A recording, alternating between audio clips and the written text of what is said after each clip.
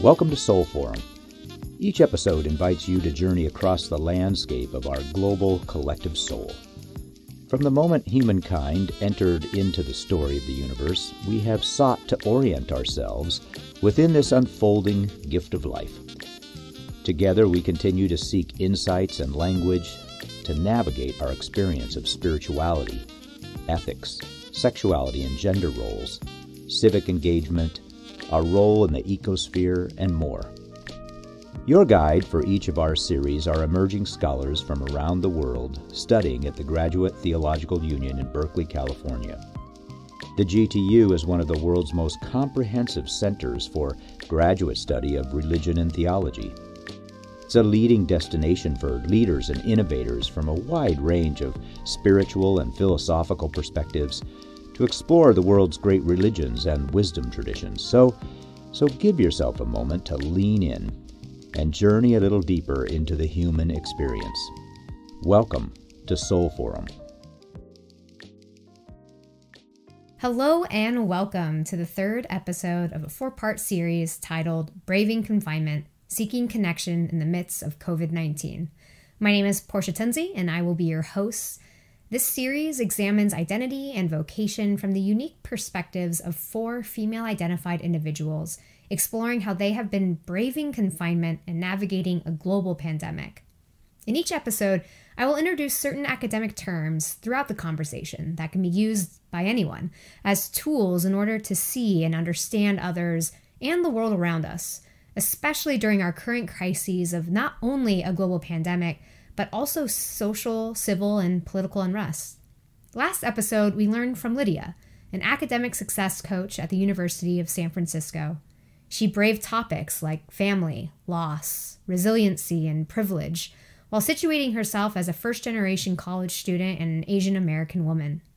Lydia brought to life concepts like social location and positioned perspective, helping us bridge the gaps between academic scholarship and everyday lived experiences. With me today is Erin, Senior Marketing Operations Manager for an email marketing agency. Erin holds a BS in Business Administration with upper levels in Marketing and Information Systems from Boston University. Welcome, Erin. Thank you so much for being here. It's an honor and a privilege. Thank you for having me, Portia. At the beginning of each episode, I've asked our interviewees to provide us a little bit about who they are and what we have called social location, so their place in society, as a way to just provide our listeners context into their worldviews and ways they have experienced confinement and navigated just the current moment. And so what I want to know is what makes Erin, Erin? What makes you, you? Obviously, my name is Erin. I am college educated. I am white. I am early 30s. I definitely identify as a millennial. I am a lesbian. I am neurodivergent. I have diagnosed ADHD. I am divorced or going through a divorce. I grew up in the Jewish tradition. I am bat mitzvah. However, I am a secular humanist first and foremost. And I am located in Southern California. And while I do currently work for an employer, I have also been self-employed, run small businesses, and freelanced as well. I don't know that that's all of who I am, but that's where we'll start. Thank you, Erin. What's wonderful about all of that, what you just provided, is that I think it shows us that there's so much to our identities. Absolutely. And even just the label of being white, for example, or even lesbian can mean so many different things as well. Absolutely, yeah. Out of all of what you just shared, this list, I'm curious if there is 1, 2, 3 that maybe really stand out to you that have maybe shaped the way you have interacted in the world or with other people. Is there anything that you feel like our listeners should understand more context when it comes to maybe who you are with some of what you provided just now? Obviously, it's hard to pick out the pieces of you that you find the most core in an identity that is always changing. And I think especially right now, people are coming to the realization that all identity is fluid and it's what we are accepting and aware of in that moment. But I think the very first thing that I would tell people is about the neurodivergency, especially because it is so misunderstood. However, I think the most impactful would probably be that I'm a white female of very privileged background. And the last would probably be my queer background as my core secondary group and how I identify in the wider world outside of my primary connections with people. So anybody who would be listening to this podcast, they would maybe perceive me as that first. That's the top three, the core three that I would say I define myself by, because I walk through those things every day. Whether it's I'm white and I'm able to access spaces that others aren't, and that I'm able to get assistance or protection for other things, and whether it's how I engage with anyone in the world, even virtually while in confinement or otherwise, and then the community at large.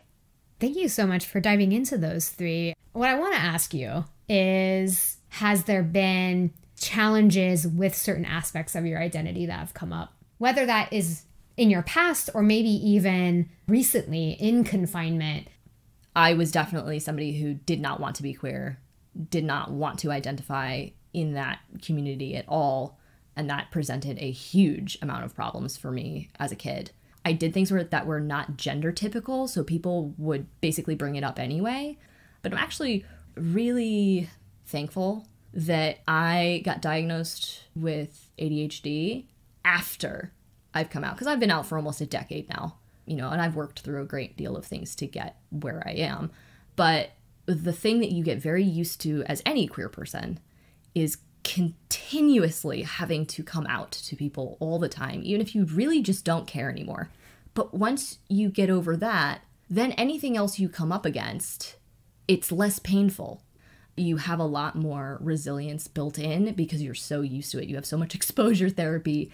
So that was a long roundabout way to say, no matter where you are and how separated you are, I think it's very hard to escape having to deal with who you are even as you change.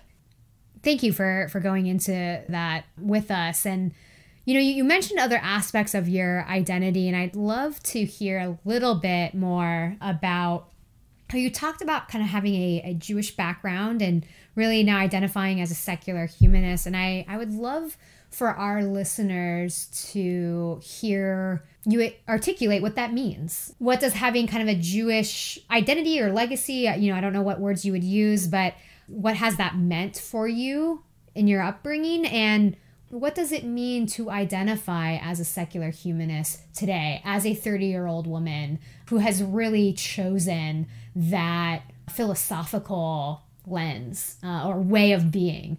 Sure, yeah. So I'm actually very proud of the Jewish tradition that I was brought up in. And one of my very core best friends was the daughter of the rabbi of the temple I went to. And I have found so much deep community in the cultural traditions. And I know that's very common. You'll hear like a lot of American, especially millennial Jewish background or people of the Jewish background in the millennial generation say, I'm culturally Jewish. And what that really means is we enjoy participating in the traditions of our people and of our heritage, but we do not necessarily connect in that spiritual way outside of that community aspect. So to give you an example, I go to Passover with all of my Jewish extended family, which is, cousins who are not actually related to me, all of that kind of stuff. And it is the best. I still celebrate Passover, and I still kind of do Rosh Hashanah, which is the new year, and then Yom Kippur. And I'm not sure why, but Yom Kippur will always be... Passover is my favorite thing to celebrate, but Yom Kippur feels most cleansing. It's because it is where you have an opportunity, and it's built in to... It's expected to apologize or to reach out and rebuild those connections. Now, the auspices of this are so that you will be written into the book of life for the next year. I don't believe that's a thing, but I still believe that it is so important to be able to make amends, and to have a tradition where it is expected helps, because it is explicit consent to do so when even maybe you don't think you have that right. And to create that bridge or connection with a person that maybe you didn't even know you hurt. Or maybe somebody has the opportunity to reach out to you and say, hey, I really cherish this connection that we have, or I really want to build a stronger relationship with you. This is what's happened. This is where I am. So to have that be a part of your year every year is just something that feels so freeing, even though it's maybe perceived as something that's difficult. I connect with secular humanism because it is almost the same feeling, but you just omit the spiritual part. It's not saying don't find spirituality in something else, but it is about seeking a moral path without having to do so. You are choosing that path. Humanism is choosing to be compassionate because you want to be compassionate, choosing to be tolerant because you want to be tolerant, even though tolerance is a big value in the Jewish community. I don't feel as connected to it as I do through a humanist perspective, because I am saying that's the path I walk. I don't need anybody to tell me to do so. It is also about a respect and rationality. So it's maybe a more scientific perspective without the mysticism or any included dogma, maybe? Dogma, exactly. Like it is, that's loose because you could also say that it's like scientific of dogma. Course. But, right, that's the esqueness of it, as I would say. Yeah. Sorry to ramble on there. No, I really appreciate you taking the time to articulate kind of both aspects of your identity, this kind of cultural community that has been established because of your Jewish upbringing, that you still very much feel attached to and connected to as a 30-year-old woman because of the deep rootedness of community that it provides. But then also this philosophical, whether you want to call it a tradition or worldview lens, that really captures how you see the world, why you act the way that you do. It can be easy for folks to have assumptions or the wrong idea of what a secular humanist might be, or what it might entail, and I just appreciate you taking the time to tell us where you are coming from, knowing that we all come from different places and have come to the conclusions that we've come to because of our, again, social location. Our listeners got to learn from someone who does identify as Jewish religiously and culturally. And so again, it's beautiful to have the opportunity to listen to her experience as well as listening to your experience, and how two different people can kind of share a lineage or community, but perhaps go about it very differently or have different beliefs for different reasons. And that's a beautiful thing. And I think the goal of this podcast, or one of the goals, is to really demonstrate that there's so much to learn from individual experience and stories, and that women, young women, in their 20s and 30s just have so much insight on identity, belief, religiosity, philosophy, so on and so forth, and all the other things that we'll be getting into. So I really love the opportunity to dive into this with you. I want to segue into talking about just this time that we've been navigating. This time? Nothing's happening. I don't know what you're talking about. Nothing's happening. It's totally normal. We are many months into confinement, as you know, and we are on the cusp of receiving a vaccine. Some people have already received vaccines. Yep.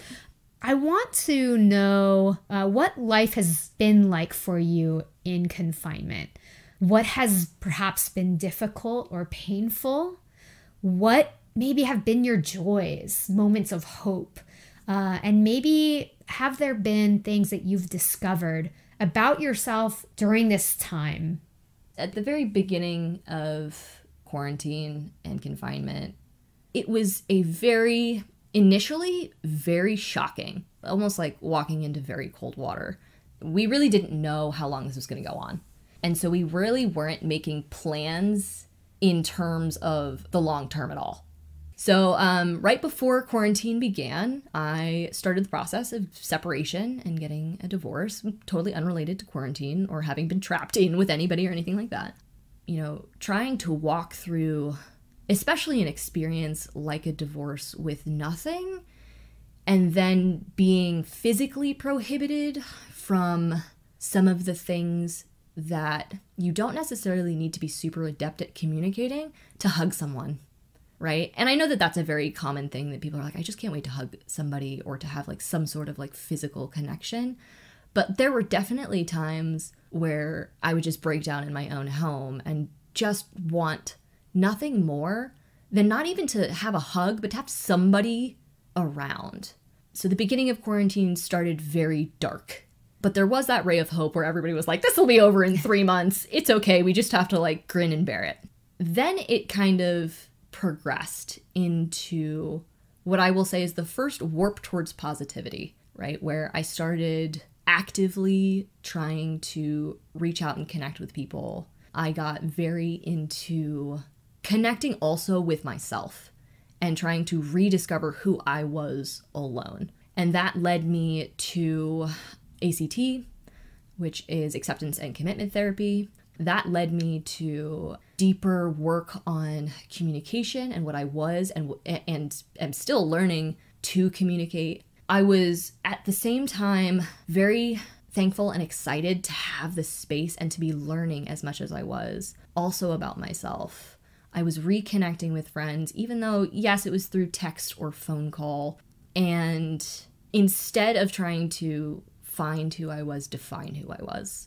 And I don't mean that in terms of like the labels we were talking about earlier, but define myself in terms of boundaries, in terms of things like positive self-talk, which sounds very like buzzwordy, and it is, but it's so essential and important for self-esteem, which is something I no longer had at the beginning of this year. I think what was really important for me was coming to accept the world as it was currently. And that was also riding the ride of all the positives, all the negatives, trying to use this time in the best way possible, but also realizing that I was never going to be able to use this time in the best way possible. And that is something that is so hard to, it's very hard to have awareness and acceptance of that. Confinement as a place of discovering what your real priorities are and for prioritizing connection, I think that is something I will take even outside of confinement, of quarantine, of social isolation. Quarantine for all of us, and I know this is especially true for me, has been a great incubator for communication, but not just connection communication, not just me talking to you, me really trying to understand how best to communicate. And that is learning techniques, that is practicing with others, that is being very clear in what I really want and expect from not only myself, but also others. You know, I really appreciate you sharing with us really intimate reflection on where you've been, where you are right now, what's been difficult, what's been joyous, that you're able to have the perspective of kind of seeing the dark night, if you will, as well as the bright dawn, and how that has been cyclical throughout this entire time is pretty remarkable, just to offer all of us that perspective. But it's also painful and hard and gritty. And that's the realness of it all, right? It's very real and it's visceral. You know, you've talked about what you've been able to do during quarantine, the kind of reflection, kind of internal work that you've dived into deliberately. And I'm curious how maybe that connects with self-care. I'm wondering, what does it look like now during a time of isolation, of confinement? For many months now, what does it look like to care for yourself? And again, I think it's important that we take the time to talk about the importance of self-care, because it's something that I think especially women don't do enough of for many reasons. I agree. And so I'd just love for you to walk us through what self-care looks like right now for you during this time. For me, I think I have that hesitation to even speak about it because culturally, like when you take time for yourself, you are kind of taught that that is selfish. And no matter how much you want to push through that, and that it's okay to accept that moment where you're like, it's not, like, this is very important for me to take care of myself so that I can be there for others and I can show up for my communities in whatever way I need to. So I have been taking very deliberate steps. The top themes for me are acceptance, connection, and communication. And I'll explain kind of what that looks like. Acceptance is priority number one. If you don't know where you are, you don't know where you need to go. And none of that is predicated on how you feel about it. Because you can feel horrible about where you are, but you're still there. You can feel great about where you are, but you're still there. And if you want to be somewhere else, you have to acknowledge that you want to be somewhere else. And so that is the first step. So I actually take time every morning to journal. And at first, like, I really fought doing that. This is me being very self-indulgent, and I really didn't appreciate that it gave me the space to accept and begin to self-regulate in a way that I don't think I had access to before. Accepting how you are doing now, regardless of how that feels, is something I've been working on. I work on it every day. The connection piece, I try to reach out to somebody every day. Even if it's just a text to say hello, and I know that sounds like very minimal effort, and it is, it's about not just being grateful, because that also helps, like being grateful that I have somebody to text, being grateful that I am excited to discuss something with someone, regardless if that's like some weird thing I'm fermenting in the kitchen, or if that's, hey, there's a flower in bloom in the backyard. And not just connecting with people, but also on walks, paying attention. I think the overarching theme, obviously, of acceptance, connection, and communication is attention. And I don't think a lot of people really focus on that. And it's very like buzzwordy to say like the attention economy and all of that. But attention is worth more than money. I work in marketing, I guarantee it. So the important aspects of self-care that I do inside of connection really has to do with paying attention to the now, which is kind of it's a funny dichotomy for me, because in terms of being ADHD, I pay attention to everything always. And so I literally take medication so I don't have to do that.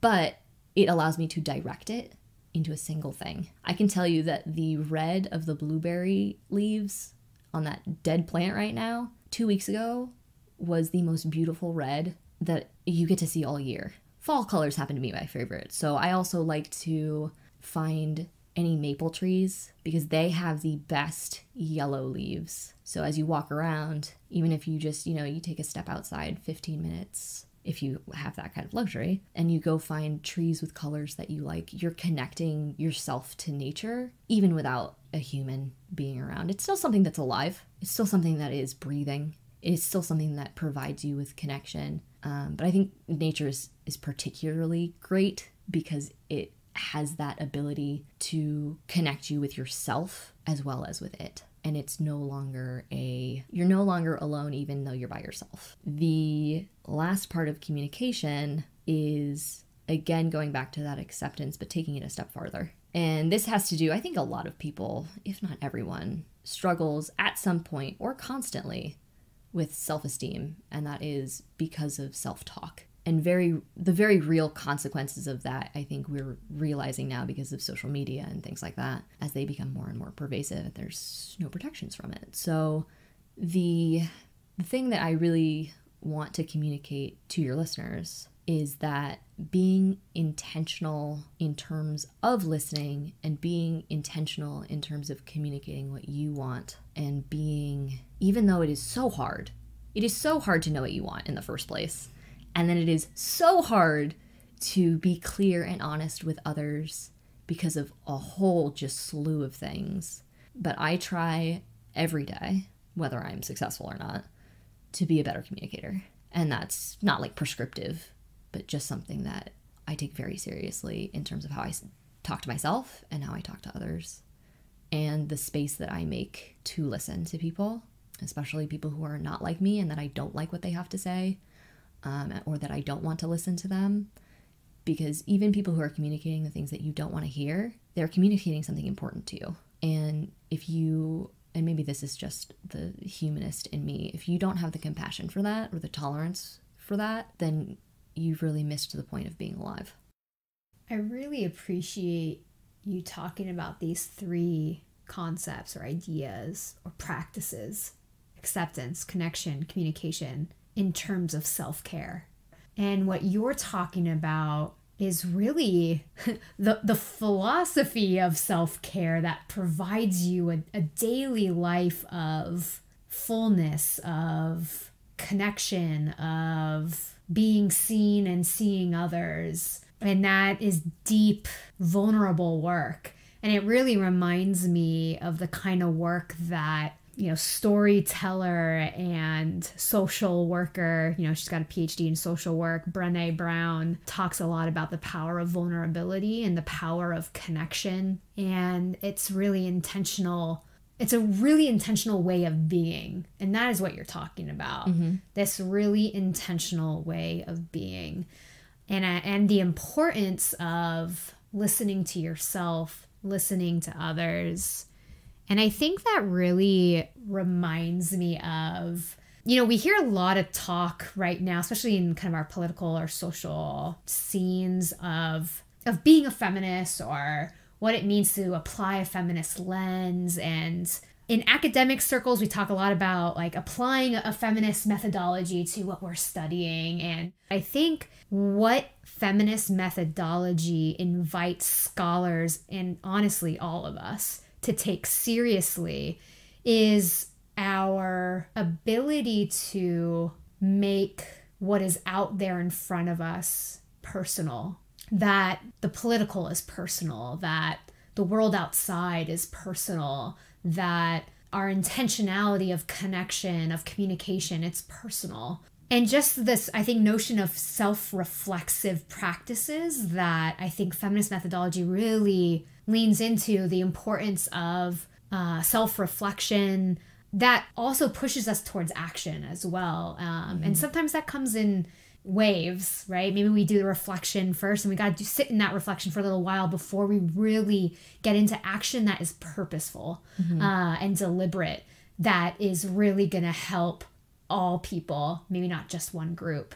And I just think about, there's this one ethicist, Christine Hines, and she writes a lot in Christian circles, but she really talks about how feminists offer, and really a feminist lens offers this fuller account of humans as embodied, relational, dependent and interdependent beings who contribute within and among interdependent communities. And I think you're getting at that. I think you're getting at what the ingredients to how we can kind of work towards this way of being with the world. We are embodied people. I mean, you've talked so much about kind of your own journey of mental health, sure, if you will. And that is a part of your embodied reality. And again, kind of going back to your identity is real. It's something that you carry with you in all that you do. I think that the feminist methodology is important, but I think overall it's a stepping stone to understanding perspectives from every different type of group you are not included in. Right, it's a tool. Absolutely. Yeah, I agree. It's a tool. I really appreciate that. And I think we've seen during this time of continued confinement and shelter in place orders, particularly in California, impact a variety of communities and people in a lot of different ways, where some voices and groups are valued over others. Mm-hmm. So I think this is the connecting piece of confinement and then our social and political moment of right now. What is the value of talking about privilege in a time of confinement and COVID-19? Why might it matter that we bring up a conversation or put effort into a conversation on privilege? What does privilege look like in confinement? Or again, why might it matter? Yeah. So I think you're absolutely right. Obviously, it is a buzzword right now. But I think in terms of buzzwords, it is very important. So for me, when I describe privilege to others, it is something that does not disadvantage you, right? It is not necessarily an advantage in of itself, but you are not held back by it. Now, this spawns off several other things. So obviously, it feels weird to discuss it because people don't understand what weapon they are necessarily wielding. And they don't understand how another person is using it. So if I'm saying, okay, well, I'm viewing it as something that is simply not a disadvantage to me, but might be preventative for somebody else might not be using privilege in the same way, right? I don't think of privilege just in whiteness. Obviously, that is a large card to pull. But I think of privilege as just the fact that I'm queer, but I'm passing. Like if I walk by you, you're not going to know unless I'm wearing my hair up. That is in itself a privilege.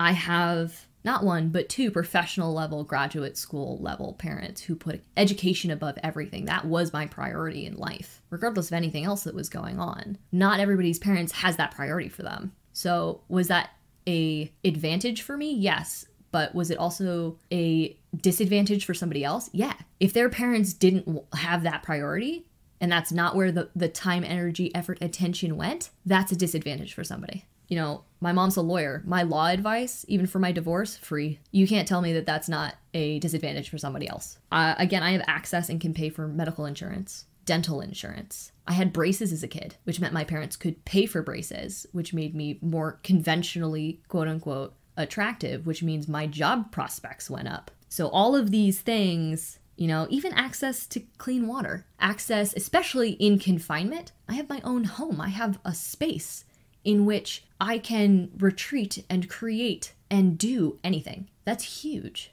right? Owning anything, having equity is enormous. And yes, it is connected to white privilege, but it's a separate privilege. Absolutely. The list can go on and on. I don't fear about paying for my utilities.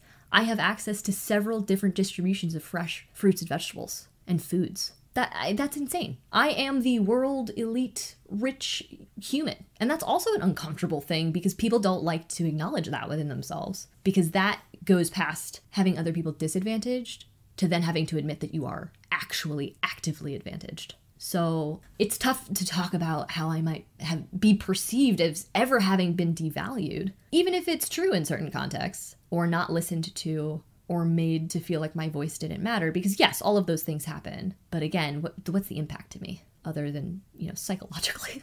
I really appreciate you articulating all of this. I guess my question would be how you might use your privileges in a way that serves, understands, alleviates others. Perhaps you've already done that work. Perhaps you hope to do that work in the future. So right now we are facing a canvas of multiple questions. Do I step aside? Do I lift someone up? If I'm lifting someone up, how do I do that? How do I do it without stepping on them? Do I stand aside as I lift them? Do I help define the solution? Do I simply ask others? And all of the answers to those questions are coming in and contradicting each other as well. And that's a big issue, right? So nobody's really talking about the how. Everybody's saying, I hurt, I hurt, I hurt. But that's like going to the doctor and saying, I hurt. And then the doctor goes, okay, well, where? And they're like, everywhere. And that's true. The answer is it hurts everywhere. And where do you start? And I think that's actually the wrong place to start, because there are people who have already started, who have already listened, who are in these communities doing the work. And so I think it is a product of our disconnection that we don't see those things. So what's really going on is, because we are exposed to so much, another buzzword here, sensationalization of topics, it is a distraction of attention away from communities who are already solving these problems. We don't have a solutions problem. We have a distraction problem. We don't have the clarity and transparency in a lot of these communities to be doing effective work. But don't let that distract you from the fact that it has absolutely nothing to do with my privilege, whether the good work is being done. It's being done. We're not the first people to walk this planet. We're not the first people to deal with a pandemic either. We're not the first. I think we don't like to admit that to ourselves, but we're not. There are so many ways to solve a problem, but they all begin by getting up and accepting that we might not have the right one, but we're going to try anyway. Yeah, I really appreciate that. What in your life do you consider to be a vocation or passion? for some people it's their job. Others it's a hobby. For some, it's a worldview. It's a religious identity. I really want to know, like, what makes you feel alive? What lights that passion for you? I absolutely feel most alive in nature. And I don't necessarily mean that just outdoors. I mean, interacting with humans is still a part of nature. The nuances of the natural world. I'm big into gardening. I like to go hiking. The silence is not something that I find deafening, but instead is a place of solace. And maybe being quarantined has helped me like really recognize that. And I'm thankful for that. But also the flip side of human nature, I think, is in creativity and creation. And I now wake up every day excited to try and create something new. And maybe that's, I only get through journaling in that day. Or maybe I cook something new, right? Like instead of rice, millet. It is the adventure of taking and savoring the moment, and doing that while creating something is just beyond for me. I love fermenting things. I like to brew beer.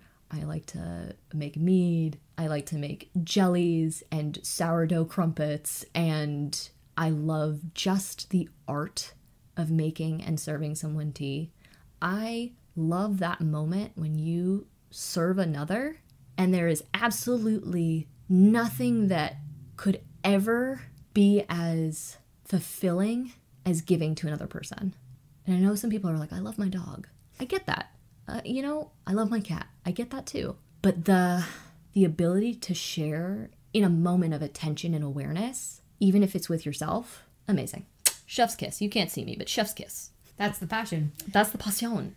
There's this beautiful concept that I actually learned when I was a high school teacher, and it was a coworker of mine. He was a history teacher, told me about this Japanese concept, ikigai. And it's this beautiful concept that roughly translates to someone's reason for being, the reason you get up in the morning, what makes you come alive. And it is exactly what you were speaking to, of sharing that tea with a friend, with another, brewing and pouring that tea, that moment that you share that is like nothing else because you're just in it with your friend. Or I got to hold my niece for the first time. I wore a mask, had to cleanse my hands. I quarantined 2 weeks before being able to do it. But that reason for being in that moment, like connecting with someone that is my blood, is this kid that looks exactly like my brother,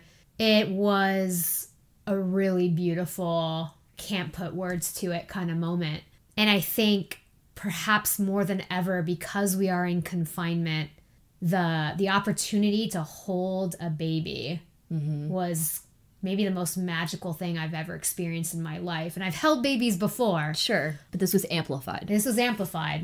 I'd love to ask you, as we come to a close here, where do you find your inspiration? Or what gives you hope? We're still in confinement. Yes. Right? Yep. And we might still be in confinement for a little while longer. Oh, absolutely, yeah. And so how do you find inspiration? Where do you find hope? It's definitely harder right now. I don't have any magic solutions or advice to that one. But where I find inspiration is always in attempting to learn something I'm not sure I can do. But I have felt for a very long time disconnected from nature. And so learning to try and appreciate a single moment is incredibly challenging. And I found so much release in that allowed me to have hope. So I think you need inspiration in order to hold on to that hope. I think that you can find hope only through inspiration. And how you become inspired is an incredibly personal journey. But for me, definitely learning, definitely doing my best to connect with others, because you don't lose hope if you have connection. You never let it go.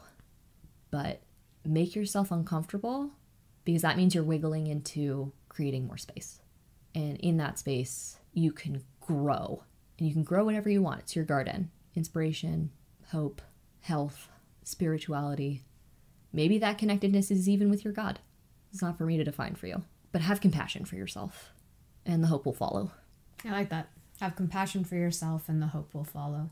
Thank you so much for taking the time to sit down with me and all of us and sharing your kind of intimate journey of confinement, of identity, of privilege, of passion. These are topics that can be difficult to dive into, but you have definitely been courageous, you've been brave, and you've been open, you've been vulnerable, you've been real and authentic. And I think you challenge all of us to really think about, what do we do now? We've just taken the time to listen to you talk about all of these interesting topics and ideas. Now what? I think you're asking us to take the next step and go to a friend, go to a family member, go to someone else and have this conversation. Figure out ways that we can connect to other people, because connection can plant seeds. And from seeds, there is always growth in life. Yeah. And I look forward to what comes next, but I just want to say thank you so much for taking the time to talk with us. Absolutely my pleasure. Thank you for listening. And for anybody who listened to this conversation, it's been a privilege to take this time and attention, and I hope you really got something out of it.